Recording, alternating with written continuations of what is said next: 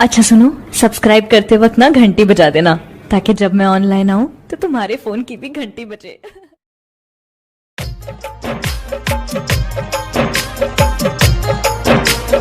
अभी आप सुन रहे हैं जयनगर से एसके म्यूजिक की प्रस्तुति, एसके म्यूजिक की प्रस्तुति, एसके म्यूजिक की प्रस्तुति।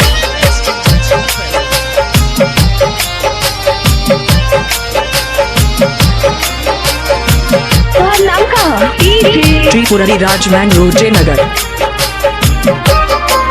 सुन पागली रे पागल हो जाई तोर दीवाना। सुन पागली रे पागल हो जाई तोर दीवाना।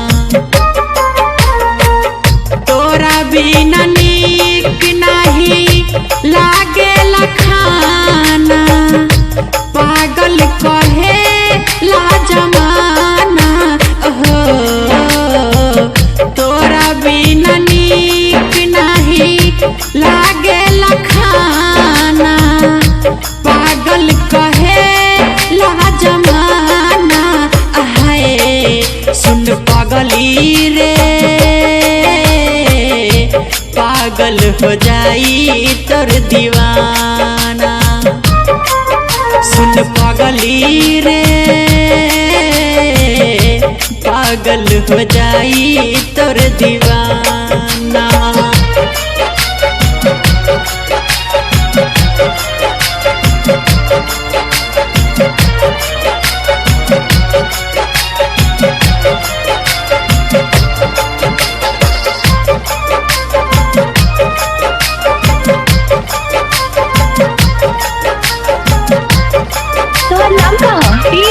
त्रिपुरारी राजमैन रोड जयनगर।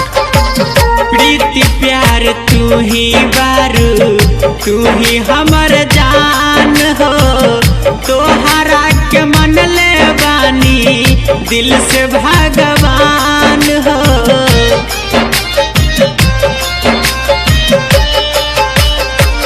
प्रीति प्यार तू ही बारू, तू ही हमर जान हो।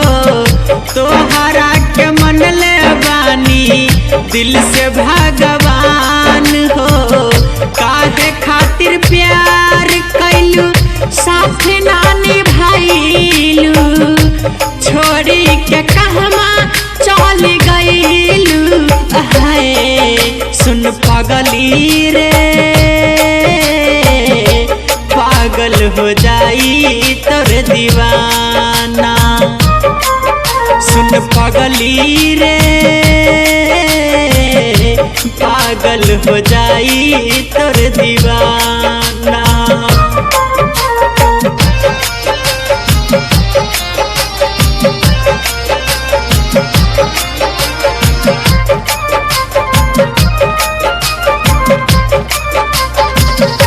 प्यार में धोखा दिहलू आपन बनाई के, लागता कि मर जाइब जहर खाई के।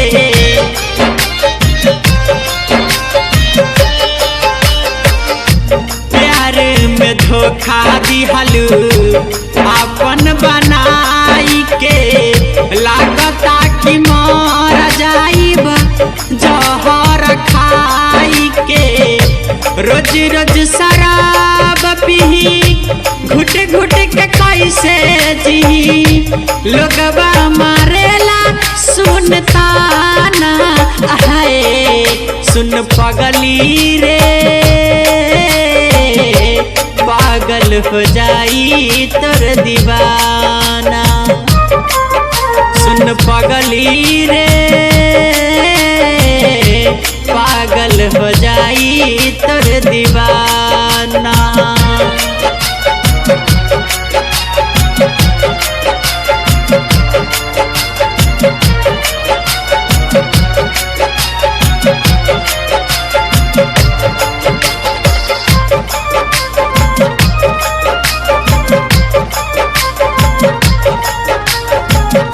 नाम कहाँ? त्रिपुरारी राजमैन रोड जयनगर। तू आ आदि नाही मिलबू मर जाइब जान हो। 4 गो कहरिया बनले जई है हमर लाश हो।